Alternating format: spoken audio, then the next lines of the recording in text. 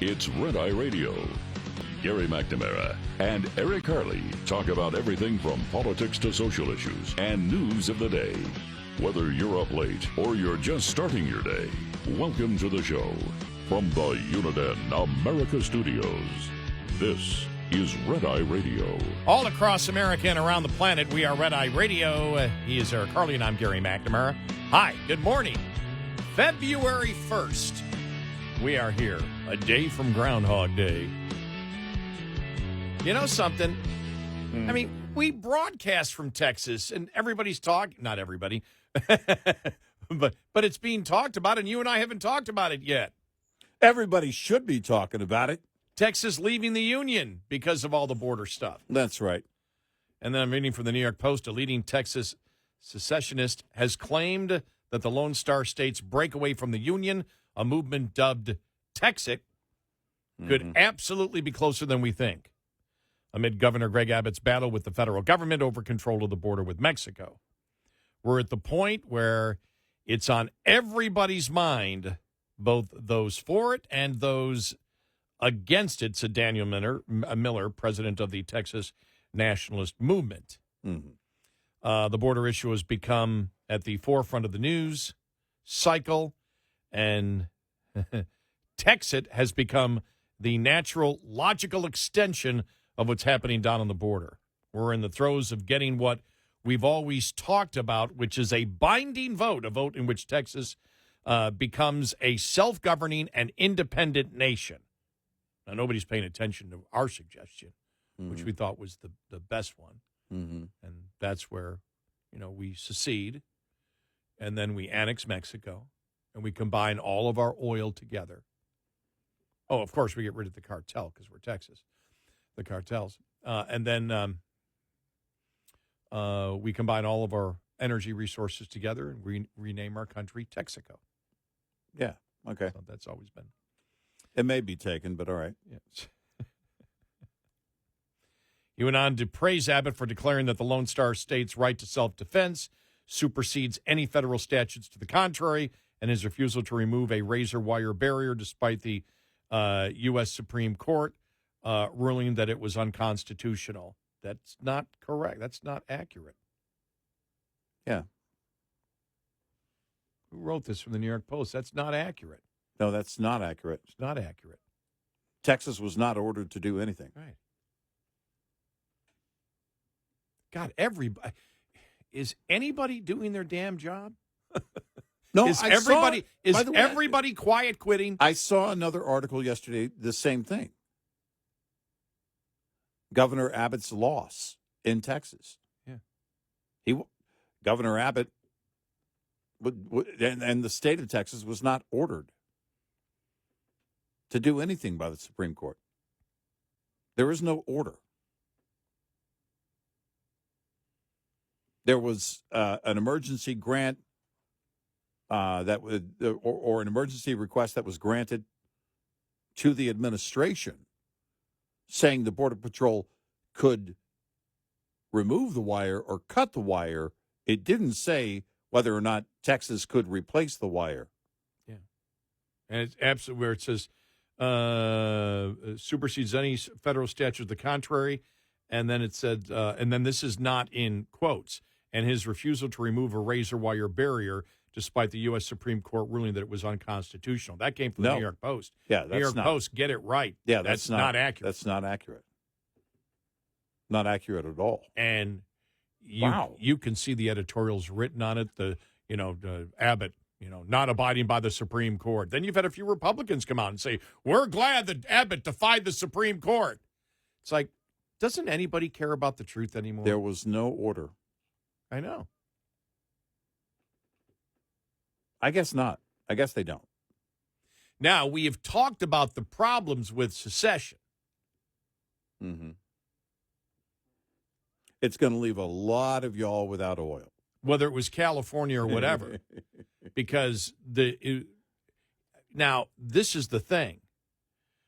Do you think, because there is, I've got a couple of college friends that are, acquaintances. Acquaintances, I don't want to say friends, that just absolutely, they live in the Northeast. They're liberals. Absolutely hate Texas. Right. That damn state. It's like wow. Thank you for allowing Texas to remain rent-free in your brain.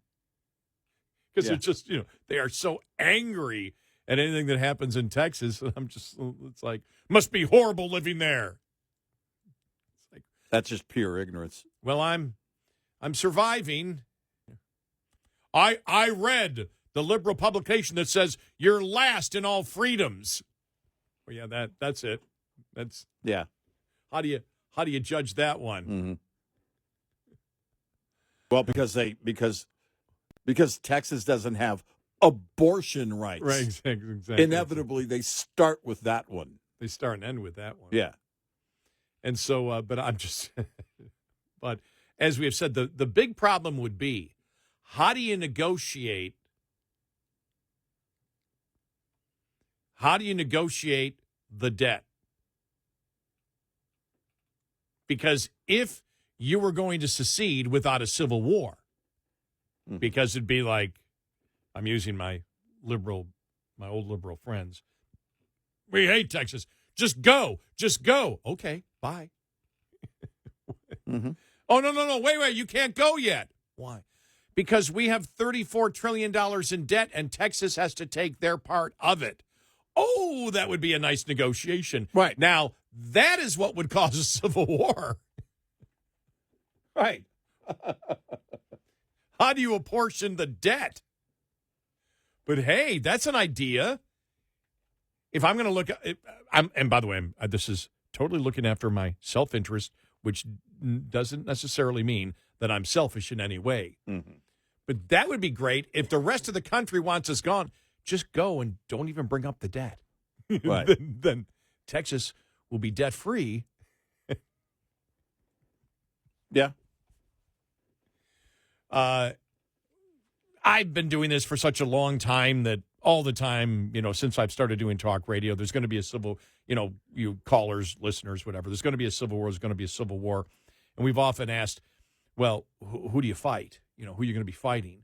The things, as we have said before, if you want to get into that area of discussion on a civil war, there are really two things. One thing is when you have a federal government, as it's currently doing, in a calculated and premeditated way, harming states. That that is, because that's what's happening right now. Mm-hmm. The other thing that would cause it is why we have the Senate and the Electoral College, and that is not having representation. And if you look at the the Revolutionary War, it was over the fact that the colonies were you didn't have representation. Right. They just did whatever they wanted. And so those are the kinds of things that would cause a civil war. You don't feel that you're represented. And as we've stated before, that's why the Constitution was set up the way that it was set up. That's why you have a Senate. Because if everything is done by population, then that means Rhode Island, Wyoming, Delaware, Idaho. I'm trying to pick, both more red and blue states, smaller states, smaller population states, maybe not geographically speaking, but smaller population states. They have no representation if everything is population. The two senators is what gives them that, and the Electoral College gives them more oomph, and the Founding Fathers knew that if you did not, because they just came out of a war, they came out of a civil war based on the fact of a lack of representation. And so what they wanted is, if we're going to do it, we know we're going to have big states and small states, and so that's why you have a bicameral legislature. That's why you have the House, which is as they call it, that's the people's house, and then you have the senators, which actually represent the state, the two senators. Right. And the left doesn't want that. Well, if you don't have that, that is the kind of thing that eventually leads a country to civil war, when areas of a country don't believe they have any representation at all in it. Right. Where you would have a country that would be run by Texas, California, Florida, New York. We're throwing Illinois. Well, it would be like a lot of things. Liberals would scream, yay, they would applaud, and then they would realize, oh, wait, you can't leave. Get back here. You must stay. We need you. And so, you would get the full circle fairly quickly. But, and it's interesting because part of the discussion is here every time Texas tries to do something to secure the border, the federal government comes in and intervenes. That actually isn't the number one concern. The number one concern is the federal government in a premeditated and calculated way. That's their goal, is to harm a state. Right. That's their goal. Right. It's to harm a state. And then the next constitutional issue, which will be discussed, probably in the Supreme Court, coming to a session near you, is, does a state have a recourse when the federal government does not abide by the actual law by constantly declaring an emergency, but that emergency is only being done to damage states? And now you can say, we can add Denver to the list now, right? Sure. Yeah. Did that story earlier.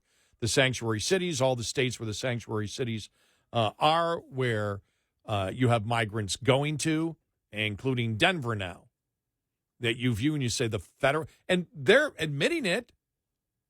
Denver was saying it. The mayor of Denver was saying it. We need more state and federal help. We got to have the federal help, the federal help.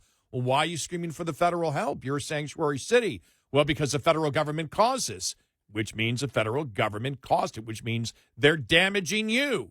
What is the recourse of states and cities, and Texas is ground zero for this, when it comes to the federal government purposely damaging a state? Right.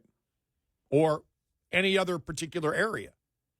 And they're not following the law to do it. And that's where you come in, and if you come in and say the state has no recourse at all if the federal government wishes to damage them, that's a problem down the line. That's a huge problem down the line in many other issues. Because it's like, what happens at that point when you have a rogue federal government, not a rogue state, but a rogue federal government intent to harm states that don't agree with them politically? Well, then administrations could just basically go to war with the states of the opposite party.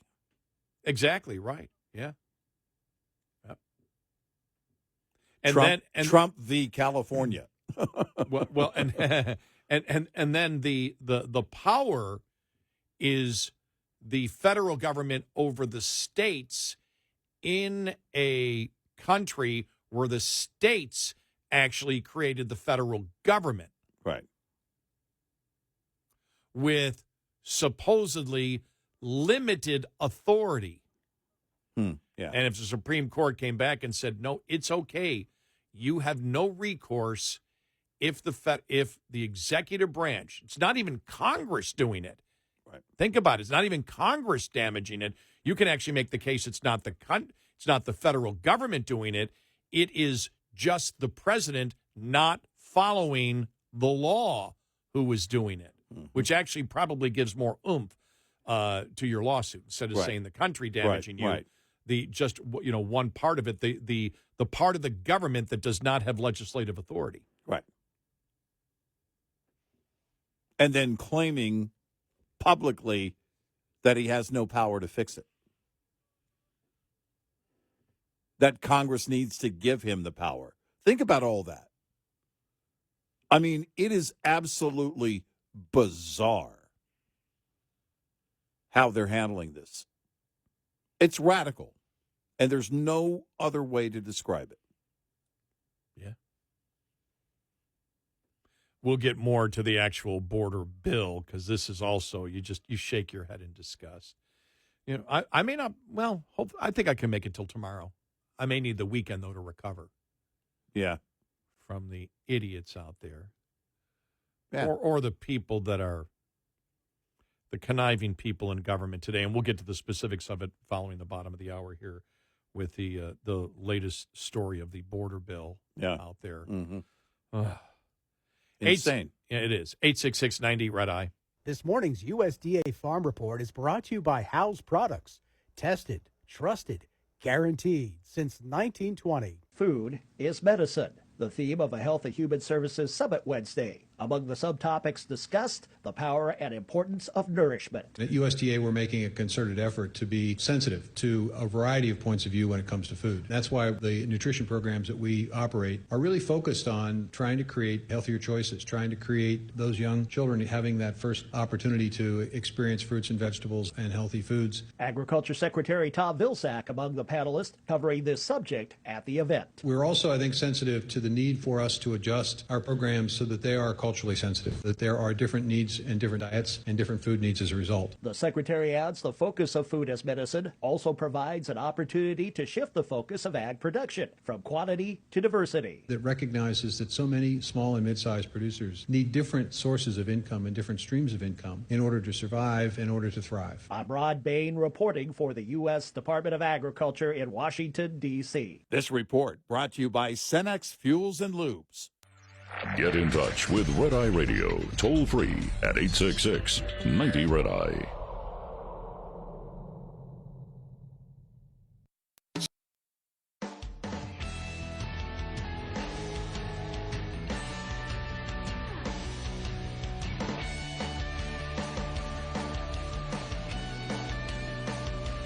It's Red Eye Radio. He's Eric Harley, and I'm Gary McNamara. This audio cut is from Speaker Mike Johnson yesterday as the Republicans in the House go after this hypothetical border bill. I mean, I don't know what to call it. Yeah. The impending border bill coming from the Senate someday in the future, near or far, but here he is. Since President Biden and Alejandro Mayorkas assumed office, there have been more than 7 million encounters with illegal aliens just at our southern border alone. 35 of our 50 states, including my home state of Louisiana, don't have a population that large. Yet that's how many people have been apprehended in just the past 3 years. Among those who've been apprehended on the southern border, but between ports of entry, more than 300 individuals who are on our terror watch list. Terrorist watch list. The frightening question is, if so many terrorists were caught attempting to cross our borders, how many have entered undetected? We suspect it is a much higher number. And we know that there are at least 1.8 million gotaways that we know have escaped CBP. Who knows what dangerous plans those gotaways are making and what foreign adversaries they may be speaking with. Understand the situation at our border presents a clear and present danger to our national security, and it demands that it be addressed. I think this is the Republicans deciding the marketing. And again, you market anything out there. I want to make that clear. When I say marketing, I'm not cheapening what they're doing at all. It's just you have to market and sell any idea, and the idea is they're trying to, because there is the train of thought that invasion means only a state, a sovereign state comes into your country, that they're setting it up here saying, no, this is an invasion, using exactly what we have said over the last couple of days. Johnson did yesterday, which has been over 300 that have come in already. We know that. That's an invasion of people on the terrorist watch list. How many others have come in? And we know, and this is where you make the proof, we know that what happened in 9/11 was an invasion. They just decided to be innovative in how they invade us. And so just because the enemy decides to evolve and invade in a different way does not make it any less of an invasion. I think that's probably, and I just did that ad lib, that's probably, around how you would attempt to sell it. Sure, you bet.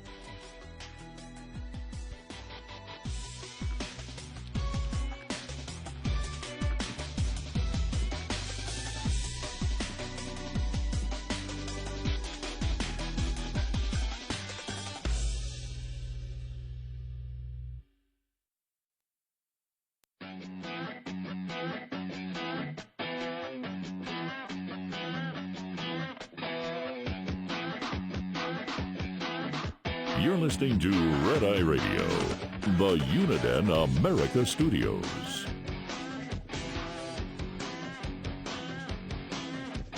It's Friday Radio. He's Eric Harley, and I'm Gary McNamara. I can't wait for tomorrow because tomorrow really is just a microcosm of my entire talk radio life. Groundhog Day, the same crap day in and day out for 35 years from government. Here we go. But this, you and I had talked about this the last couple of days with this whole budget bill thing, especially when the leaks started coming out from both liberal and conservative media. Mm-hmm. And it said, hey, this is what's in the bill. Yeah. And it's like, oh, wow. Oh, no, this is horrible. You can't do this.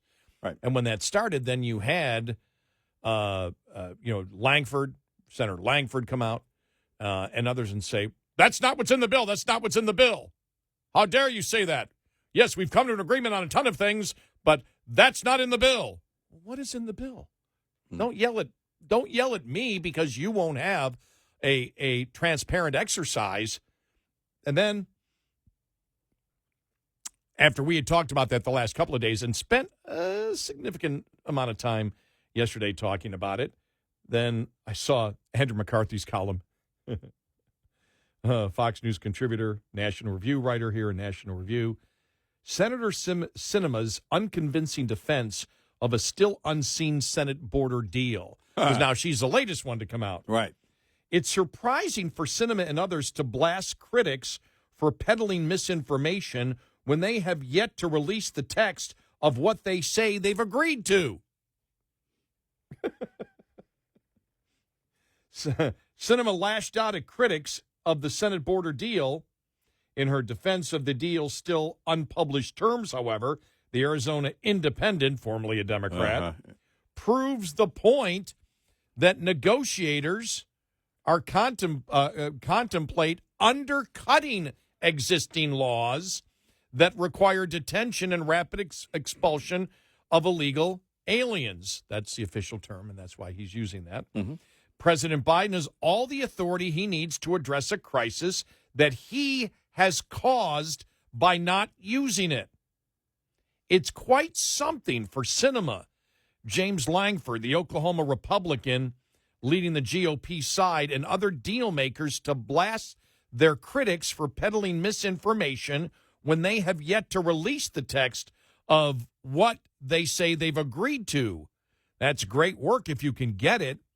Don't show other lawmakers the terms, selectively leak parts of the agreement to friendly journalists, and then complain that it's the other side that's not playing fair. According to Politico, and this is the best part here, because this is what we said. This bill, we have laws on the books right now. These would be laws that would be a lot less strict than we currently have. Oh, yeah. They're not strengthening the law, they're weakening the law. Right.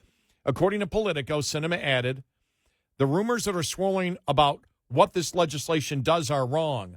Our bill ends catch and release. I'm not even going to read the rest of it yet because I want to go to what McCarthy said.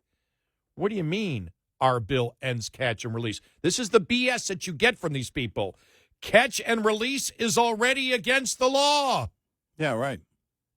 Our existing immigration statutes require that illegal aliens who attempt to enter the United States shall be detained until the conclusion of their removal proceedings, even if they have a fear of persecution claim. And he, again, gives you the section, of the law that states that. Right. Catch and release is happening because Biden won't enforce the law, not because we need new authorities. So she writes, the rumors are swirling about what this legislation does are wrong. Our bill ends catch and release. It's already supposed to be ended. It's already in the law. It ensures the government both has the power and must close down the border during times when our system is overwhelmed, which is every day. Exactly. Somewhere on the border. Sure. And it creates new structures to ensure that folks who do not qualify for asylum cannot enter our country and stay here. He goes, where to begin? And then he did the whole catch and release.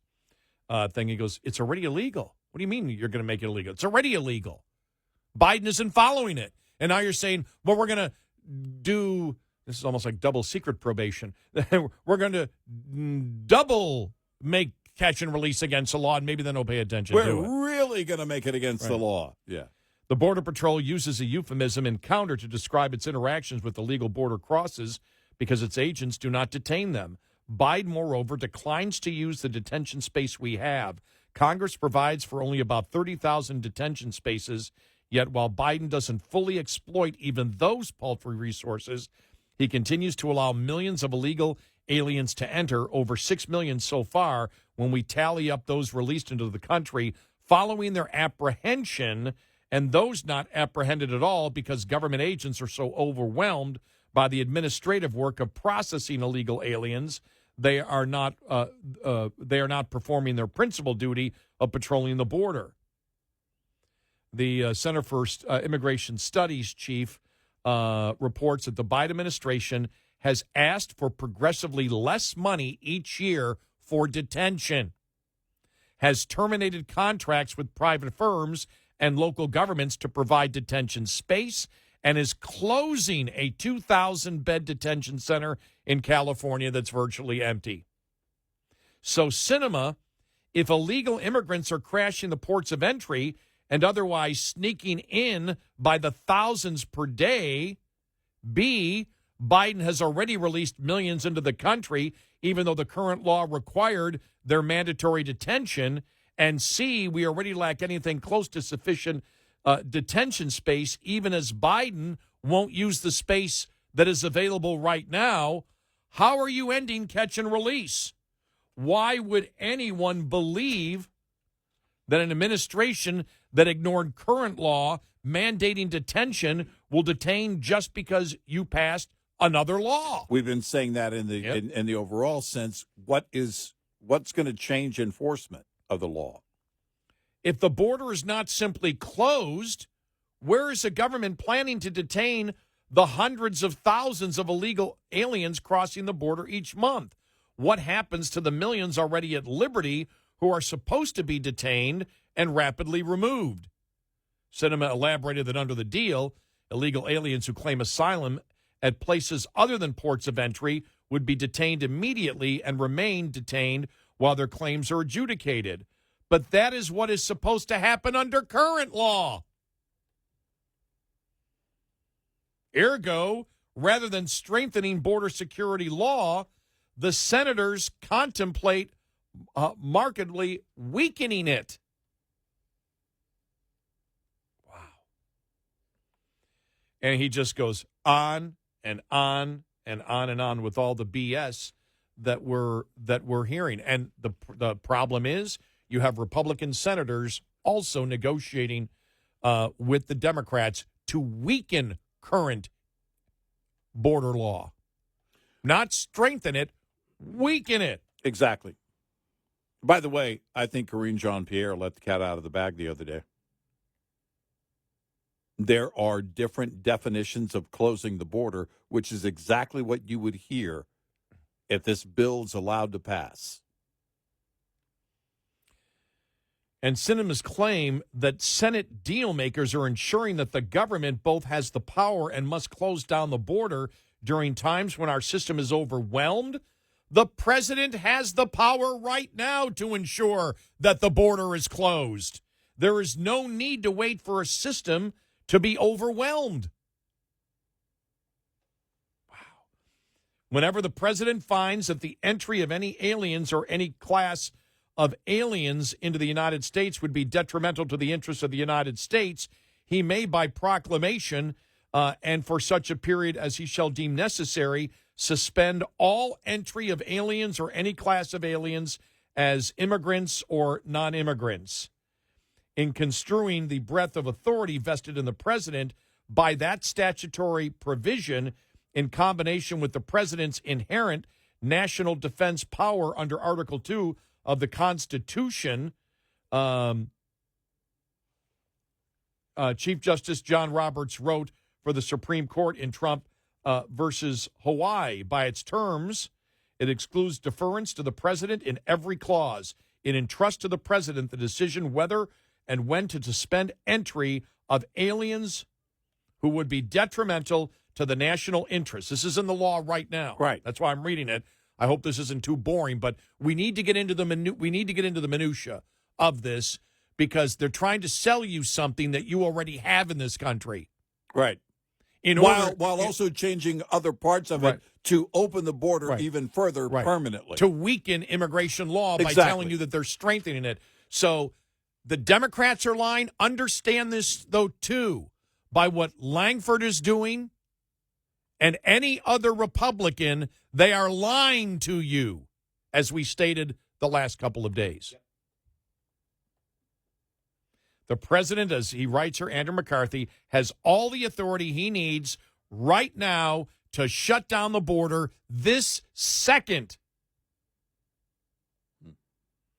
And what are the senator and her colleagues talking about when they envision times when our system is overwhelmed? The system is overwhelmed now. Exactly.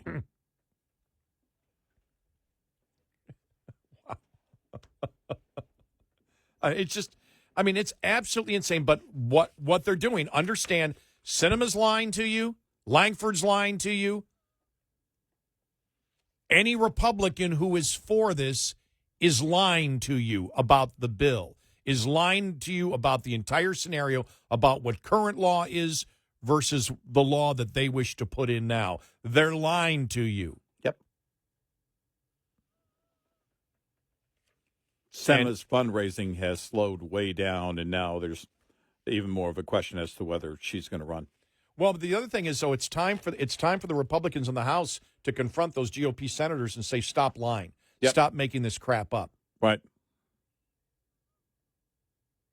Well, and, you know, it's time to be blunt. As we've said before, there's no reason for conservatives to lie on any issue. There is a reason if you're promoting liberal ideas or you're promoting something that you don't want the public to see, there is an incentive to lie, and that's why they're lying. Well, and at first I was encouraged that in the House, you know, they're going to shut this whole thing down. But then I found out it was because in the House they're too busy passing welfare bills. I thought, silly me, they were standing on principle. Oh, I'm sorry. That's the landscape right now for the GOP. The House GOP, we're not going to do that. We're not going to do that. Now let's get this welfare bill passed so we can send it over to the Senate. We're not going to lie about the border. We'll just lie to you about welfare. About welfare, right. Yeah. Because they are. They are. So you've got the GOP senators lying about the border bill, and you have the majority of the Republicans in the House lying to you about the tax bill that is a welfare bill. Right. That's the makeup right now on Capitol Hill for the GOP. Well, actually, it's good because we're able to take two things that happened yesterday and go, see? There you go. There it is. It's something that we've been saying for the longest time. Right. But there's the example right there. Right. Pretending to stand on principle on either. That's laughable. Well, there's only a handful that are. We should all stand for principle sometimes. We should. That's my principle. When it fits our schedule, when it fits our liking, we should do it. Possibly. 866-90 Red Eye. We'll be right back with more Red Eye Radio with Eric Harley and Gary McNamara.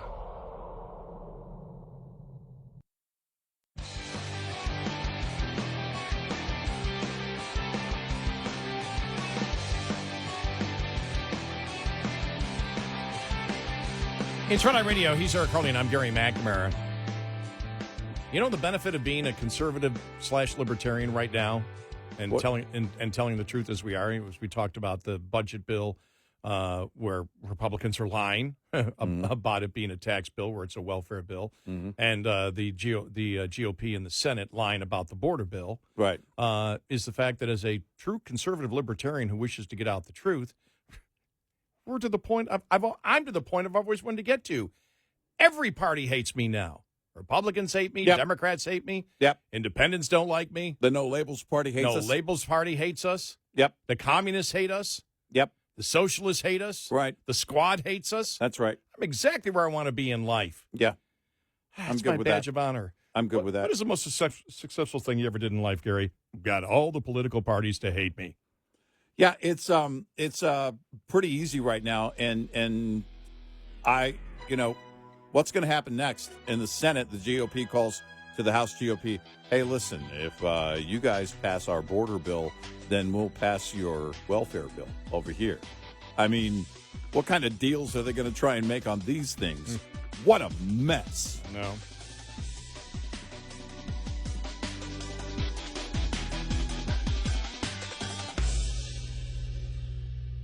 This is Red Eye Radio on Westwood One.